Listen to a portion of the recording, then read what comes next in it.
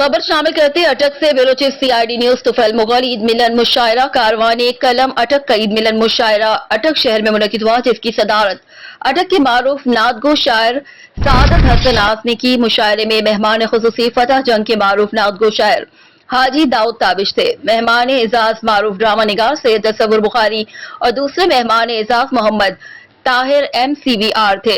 कारवानी club के रूह रवान जनाब नजाकत अली नाजुक ने सबसे पहले तिलावत कुरान की और साथ ही निजामत की फराइज से अंजाम दिए। तमाम शोरा ने दूसरे शोरा को खूब दाद से नवाजा।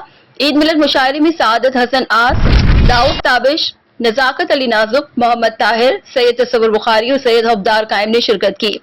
सदर महफिल ने सदारती खुतबा देते हुए कहा कि इस वक्त अटक शहर में अदबी सरगर्मियां न होने के बराबर है, लेकिन कारवानी कलम अटक ने ईद मिलन मुशायरा मुनक़िद करवाकर अपनी खूबसूरत रिवायत को कायम रखा है।